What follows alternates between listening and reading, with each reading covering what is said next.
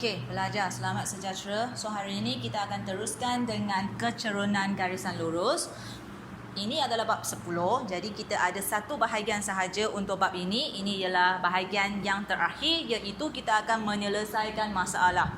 Okey. So sebelum itu kita akan tengok balik apa yang kita sudah belajar untuk kecerunan. Okey, kita ada dua jenis rumus untuk menentukan kecerunan. So seperti yang anda sudah tahu, kecerunan kita boleh diwakilikan dengan huruf M.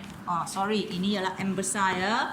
So kalau dia dibagi koordinat, jadi koordinat kita akan ambil Y1 tolak Y, Y2 tolak Y1, X2 tolak X1.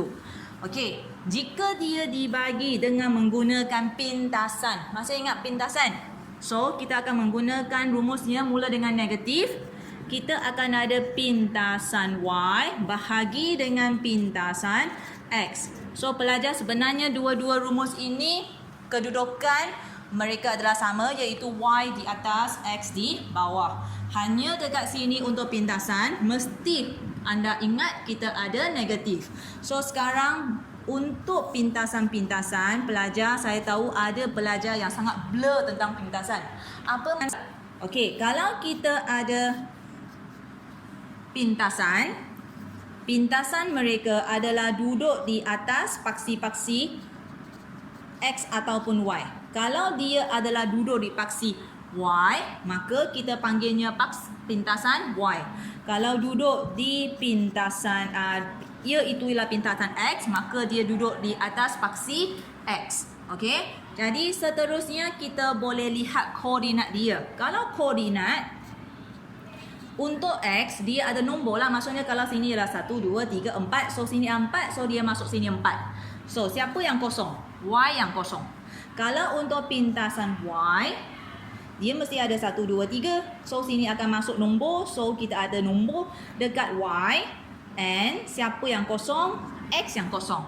Okay, so pelajar tak perlu sengaja nak pergi hafal. Oh, siapa yang kosong, siapa yang tak kosong. Awak ingat saja gambar raja ini. So benda ini semua awak masukkan dalam buku nota di bawah tajuk menyelesaikan masalah.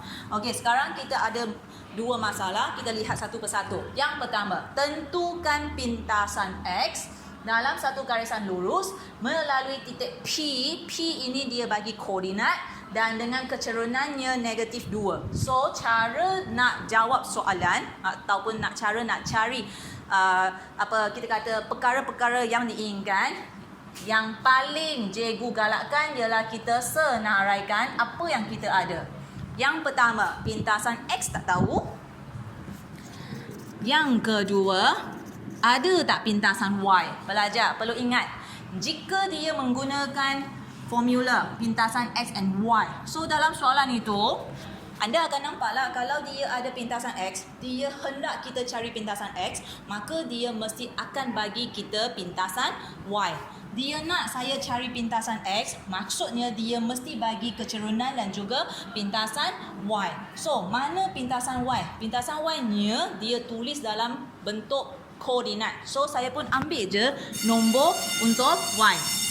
Okey, seterusnya pelajar fokus ya. Seterusnya kecerunan kita ada negatif 2. Okey, negatif 2, ikut negatif 2, jangan kata oh sini sudah ada negatif, sana negatif, so you blur saja. No need, you just take whatever he give you. Okey, sekarang kita masuk dalam pengiraan kita menggunakan formula. Yang pertama, kecerunan diwakilkan dengan negatif 2. Negatif kerana formula kita negatif. X nak cari, so pintasan X dekat bawah.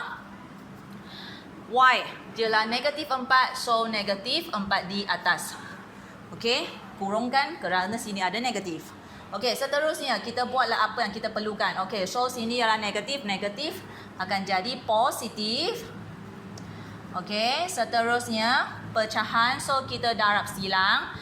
Negatif 2 pintasan X 4, dan seterusnya pintasan X adalah 4 bahagi negatif 2 sama dengan negatif 2. Okey, Seterusnya, dia nak pintasan X sahaja. Bukannya koordinat titik apa-apa. Jadi, kita biar sahaja jawapan kita stay dekat sini. Okay, so ini adalah langkah yang pertama. So, kita sambung. Kalau untuk soalan yang kedua, dia nak koordinat bagi pintasan pada paksi Y melalui titik Q dan kecerunan 1/3. So, yang samalah kita letak sahaja apa yang ada. Okey, koordinat pintasan pada paksi Y. Maksudnya dia nak pintasan Y. Pintasan Y tak tahu. Pintasan X tahu tak pelajar? Pintasan X, seperti yang saya kata, kalau dia nak kita cari pintasan, dia mesti bagi sepasang. Sama ada satu ada maklumat, satu tiada maklumat. So, yang tiada maklumat ialah Y, ada maklumat ialah X lah. X 6. Okey, kecerunan adalah 1/3. So, kita masuk dalam pengiraan. 1/3 sama dengan negatif pintasan Y. Okey, pintasan Y yang kita tak tahu tu per dengan pintasan X. Okey, kita boleh darab silang. Jadikan 6/3 negatif pintasan Y. So, kita boleh bahagikan. Kita boleh songsangkan tempatnya. Dapat 2 dan kita boleh darab negatif supaya pintasan itu tiada negatif dan akhirnya negatif 2 dekat sini. Tapi macam tu tak habis lagi jawapannya. Kita dapat pintasan Y tapi jawapan dia nak koordinat.